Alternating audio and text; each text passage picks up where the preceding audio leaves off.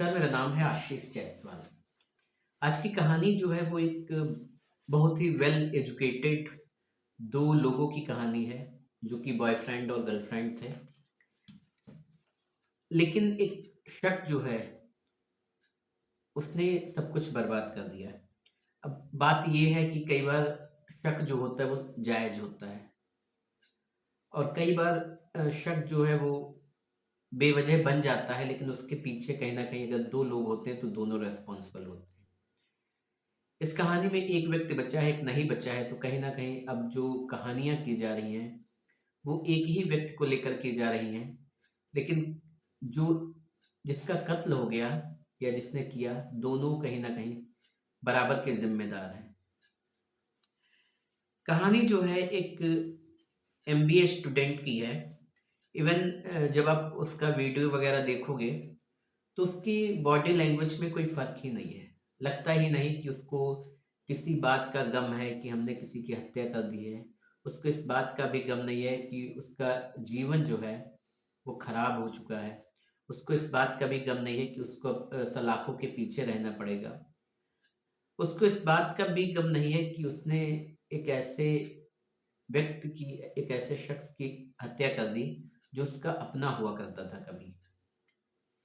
तो जब वो पत्रकार उससे सवाल पूछ रहे थे, तो वो यही कह रहा था, जो हो गया, हो गया। और यहाँ तक वो ये कह रहा था कि कुछ नहीं हुआ और कुछ नहीं किया मैंने। और जब पत्रकारों ने ज़्यादा दबाव बनाया, तो वो ये कह रहा था कि अच्छे से सबको कारण बताऊँगा आने के बाद, या आने दो समय फिर बताऊँगा कारण क्या है। कई बार पत्रकार ये सवाल पूछ रहे थे कि कारण बताइए कि आपने ऐसा क्यों कहा? तो उसका ये सारी चीज़ें थी। आपने देखा होगा कि पुलिस कई बार जो है सीन को रिक्रिएट करती है, लेकिन इस केस में जो है पुलिस को सीन को रिक्रिएट नहीं करना पड़ा। कातिल खुद ही बता रहा था सब कुछ। वो अपने रूम पर जाता और वहाँ सब कुछ बताता कि कैसे उसने सब कुछ किया, कैसे उस लड़की की हत्या की, कैसे उसको बुलाया, उन दोनों के बीच में क्या था। सारी चीज़ें जो है वो साफ-साफ बता रहा था। ये जो लड़का है, इसका नाम है पीयूष धमनोदिया। पीयूष धमनोदिया जो है, ये इंदौर का ही रहने वाला है और वहीं पर जो है इंदौर में, सॉरी, जो है एमबीए की पढ़ाई कर रहा था। जब ये एमबीए की पढ़ाई इंदौर में कर रहा था, तो वहीं पर जो है इसकी एक दोस्त थी। दोस्त वो बाद में बनी, एक लड़की भी वहीं पे पढ़ाई कर रही थी और बाद में ये दोनों दोस्त हो जाते हैं। धीरे-धीरे जो है इन दोनों के बीच प्यार हो जाता है। फिर जब ये एक दूसरे से मिलना शुरू कर देते हैं, तो बातें जो हैं दोनों के परिवार तक पहुँचती हैं। दोनों के परिवार जो है इस बात को जानते थे कि ये दोनों एक दूसरे के साथ रहते हैं।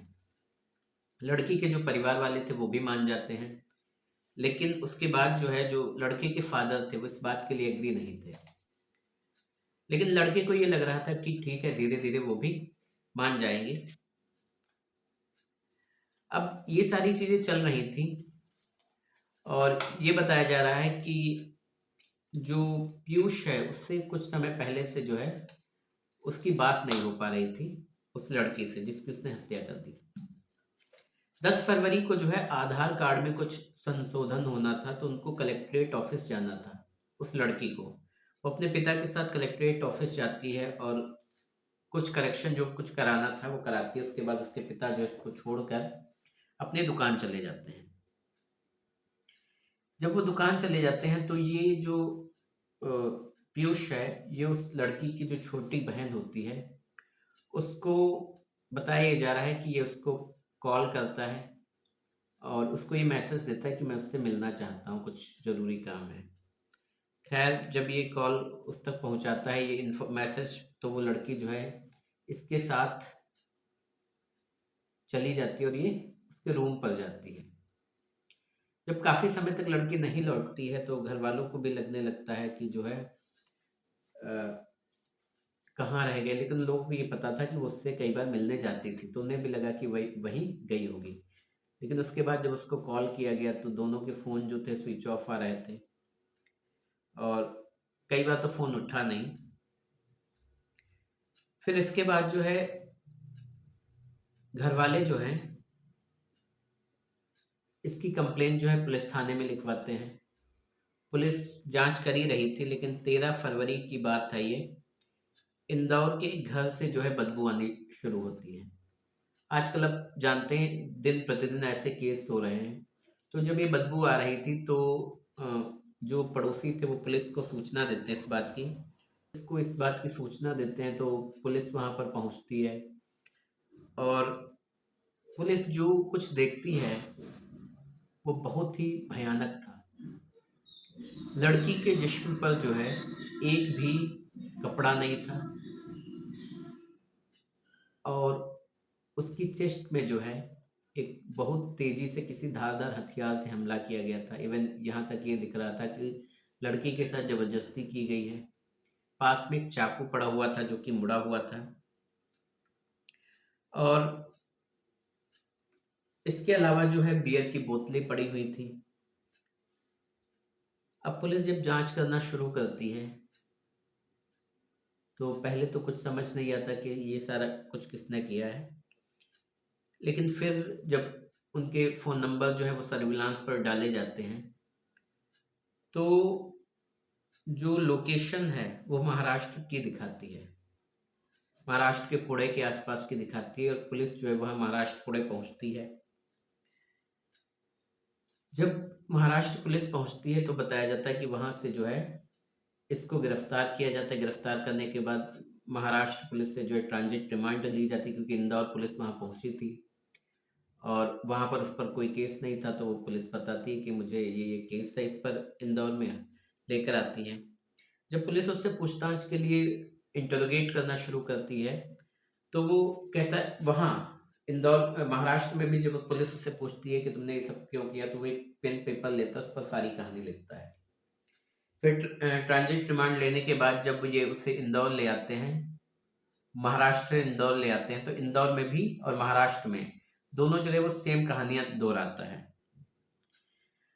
और बोलता नहीं है। वो कहता बस पेन पेपर दे दो। पेन पेपर मुंबई में भी उसने मांगा था और पेन पेपर जो है वो इंदौर में भी मांगता है, वहीं पर सारी चीजें लिख के जो है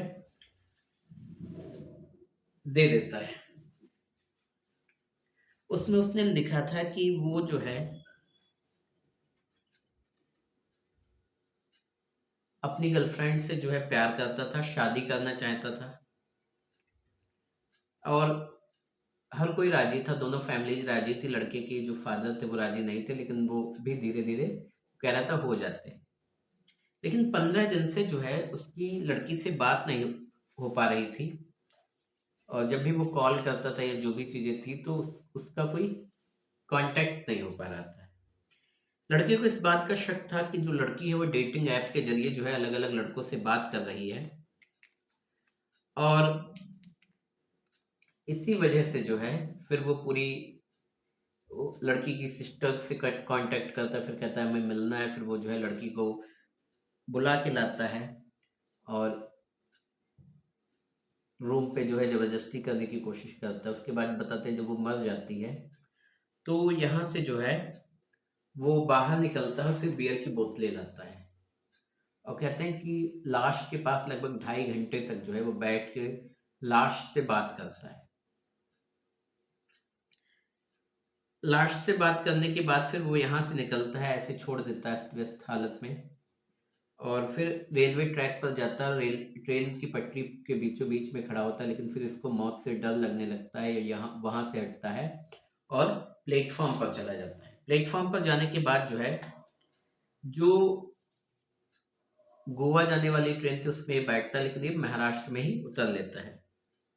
अब ये वहां पर जो है एक होटल किराए पर लेता है और अपने जो इसका गूगल है उसमें जब सर्च किया गया, सारी चीजें निकाली गई, तो उसमें यही ये बार बार सर्च कर रहा था कि अपनी आत्महत्या कैसे की जाए, मतलब खुद को कैसे मारने का सबसे आसान तरीका क्या है। इसके अलावा ये उसमें सर्च कर रहा था कि आत्माओं से बात कैसे करें। ये बताया जाता है उसके लिए इसने जो है कई सारी चीजें भी तंत्र विद्या वाली लाई है जिससे ये बात कर सके। खैर ये तो सब बेकार की ही बातें थी, ऐसा कुछ हुआ नहीं। और जब इसने ये सब कुछ किया तब ये बताया जाता है 3 दिन बीत चुके थे, 13 फरवरी आ चुकी थी और 13 फरवरी जो है तब तक सारी चीजें जो है लोगों तक पहुंच चुकी थी। अब सवाल ये है कि इसने अपना फ़ोन तो स्विच ऑफ कर लिया था, लेकिन जो इसकी गर्लफ्रेंड थी जिसकी इसने हत्या कर दी थी, उसका फ़ोन इसने स्विच ऑफ नहीं किया था। इसने उसका फ़ोन ऑन रखा था और उसी वजह से ये कह सकते हैं कि ये जल्दी पकड़ा गया। उसके पीछे ये कारण था कि इसको अभी भी शक था कि कौन लड़का है, कोई एक ऐसा मैसेज आ जाए जिस बात का मुझे शक था, कोई एक ऐसा मैसेज आ जाए जिसमें ये हो कि हाँ, वो लड़की किसी से बात करती थी, लेकिन वो 3 दिन तक इंतज़ार करता रहा है। या तो उसके घर से फ़ोन आ रहा था, या घर से मैसेज आ रहे थे, उसकी सिस्टर के मैसेज आ रहे थे, उसके फ़ोन आ रहे थे।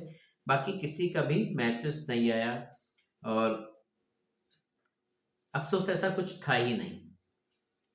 इसके अलावा ये कहा जाता है कि 11 वीडियोज़ जो थे, वो सोशल मीडिया पर इसने प्राइवेट वीडियोज अपलोड कर दिए, जिससे उस परिवार की बेइज्जती हो। अब ये जो है, ये तो वाहियात हरकतें इसने सारी कर ही रखी थी। इसका मानना ये था कि इंसान झूठ बोल सकता है और आत्माएं झूठ नहीं बोलती, इसलिए ये उस लड़की की आत्मा से बात करना चाहता था। तो अब सोच सकते हैं कि इंसान जो है किस लेवल तक गिर सकता है अगर उसकी काउंसलिंग ना की जाए। और ये आजकल आज की डेट में जो है कंटिन्यू एक प्रोसेस बन चुका है, यही हो रहा है। हमने एक इतना गंदा समाज बना दिया है जिसकी कल्पना भगवान भी नहीं कर सकते, लेकिन इंसान ने उसको बना दिया है।